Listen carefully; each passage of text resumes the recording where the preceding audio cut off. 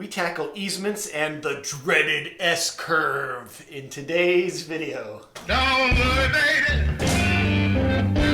Little bitty boy, y'all. Hey everyone, I'm Matt and welcome back to my layout. I want to do kind of a how-to video today. It's talking about easements and S-curves. There's not a lot of really reliable information out there about them. And so I wanted to make this video and talk about them a little bit. So first of all, what is an S-curve and why is it the bane of a model railroader's existence? Well, model railroads use tight curve radiuses generally, right? We use 24-inch radiuses, 30-inch radiuses. We use smaller radiuses. It's much smaller than the real thing does. And what happens is trains going around these radiuses, they tend to overhang the track a little bit, right? Which isn't a big deal normally when you're just kind of going around a curve. I mean, cars are sort of made to sort of deal with these situations. However, an S-curve is a little bit different. What happens on an S-curve is you've got one bit of track that curves one direction and then immediately and abruptly starts curving the other direction. And so what happens is as these cars go over these curves, especially these longer cars, I've got 73-foot center beams that I have on my layout now. Those guys are pretty darn long. As they go around these curves, they overhang them a little bit, right? They hang on the outside of the curve. And the car that it's coupled to will be going the opposite direction, and it's overhanging its curve. And so the cars will actually get kind of off center of each other. There's a little bit of a kink there as one car is making a transition one way and the other car is making a transition another way. They kind of get off center a little bit. All that's to say is it could cause derailments. And so we want to try to avoid that as much as possible. Now they say the best way to avoid it is to have a section of straight track between a curve one direction and a curve other direction. That way your cars aren't going from one curve to another, they're going from a straight section to another curve. And that straight section should be as long as your longest car. That doesn't always work in model railroading, and on my railroad especially, because I just don't have the space for a piece of straight section that is as long as a 73-foot center beam car. So that is where easements come in. Easements are something that we should probably be considering as model railroaders anyway, and consider building into our railroads. What are easements?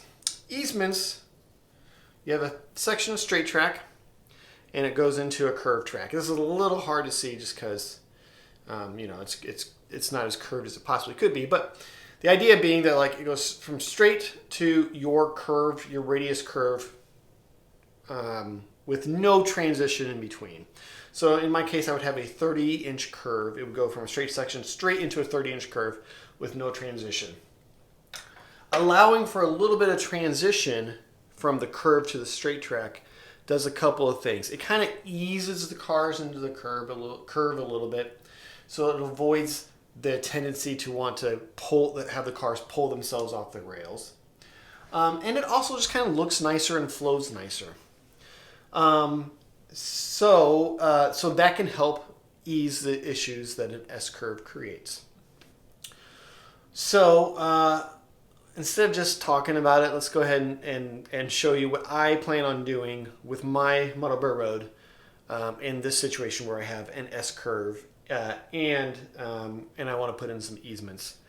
And the solution that I came up with for this problem. So first, let's take a look at the problem. And welcome to this awkward angle when we're going to talk about the S-curves that I'm going to be putting into this location right here. I have what's going to be a track kind of coming off this direction and curving out and around here, and then immediately curving back around into it actually goes in a big wide curve all the way around to a wall down that side of the room. So there's going to be a little spot here where there is an S-curve, and there's going to be only about a section about 6 inches wide right about here where that's where you would kind of normally want to have a piece of straight track to avoid that S-curve. that's not going to be enough to really do much of anything. So instead what I'm going to do is I'm going to use easements to ease my way from one curve into another curve, make a nice flowing, smooth transition, hopefully, and that will hopefully solve the potential problems that an S-curve creates. And it's a really tight space. I don't have a whole lot of room to play. So it's you know, these curves are going to be what they are. So let's go ahead and lay out these curves and go from here. Well, I'm crawling around on the floor, so that must mean some work is getting done. So I've laid out a bunch of sheets of plywood here. These are 2x4 foot sheets because I'm creating what's called the cookie cutter method of sub road bed, and that basically means I'm drawing out the areas where my track is going to go on a big sheet of plywood and then cutting that out. And much in the same way as a cookie cutter only cuts out specific areas that are going to become cookies, we're cutting out specific areas that are going to become sub road bed. It's a great, easy way of doing things, but it does create a lot of scrap plywood, so there are some downsides. But I like easy, and this is a pretty easy way to go. All right, so to create my 30-inch radius curves, there's a few ways of doing it. The way that I've chosen for this is to take a wooden yardstick and drill a hole in one side, in which I've anchored to the plywood here, and the other side I've measured out 30 inches and I've drilled a hole. I've also drilled a hole on either side of that to measure out the edges of my my sub road bed that I'm going to later cut out. One hole in the center for the center line of the track, 2 holes on either side for the edges of the sub road bed that'll take the cut, and so all we got to do basically is just put my pencil in there and draw out the curve. And I've already kind of measured where I'm going to have the curve start and end on either sides of this, so I've got a general idea of where it's going to end up, but the curve can be a little tricky to measure and cut out, and so that's where this ruler comes in handy. So let's go ahead and do that right now. Alrighty, making sure that my plywood is pretty darn straight. Okay, and that ends that part of the line.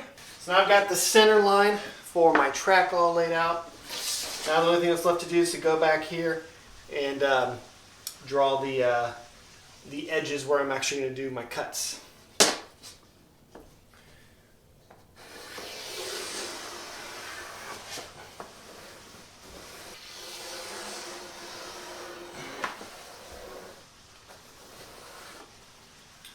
Okay, so hi again. I'm going to go ahead and measure the other side of this. That's going to sweep around to the other part of the S-curve. Draw that in place, and then we'll bring the camera back and we'll show you how we're going to do the easements at that point. Okay, another awkward camera position. Hey everyone. So what I've done is I've drawn my 30-inch radius along the side here. You saw me do that, and I did another one curving around the other way. And so we've got this kind of center section here. I'll bring the camera in tighter so you can see it, but what I've done is I've drilled screws along the center line of each curve, and I am using this piece of plastic here. This is a like a piece of plastic you would use on molding for like panels, wall panels and that kind of thing. And this is going to help me create a nice smooth transition from one curve into the other. So what we're going to do is I'll bring the camera in tighter so you can kind of see what's happening here, and we'll go from there. Alrighty, so a little bit of a tighter view here. Hopefully things show up well. You can see the screws where I've placed in the center of my track, and this will help me sort of guide this piece of plastic here I already tried drawing a line once. I wasn't too happy with it, so we're going to kind of come back around here and draw a second line.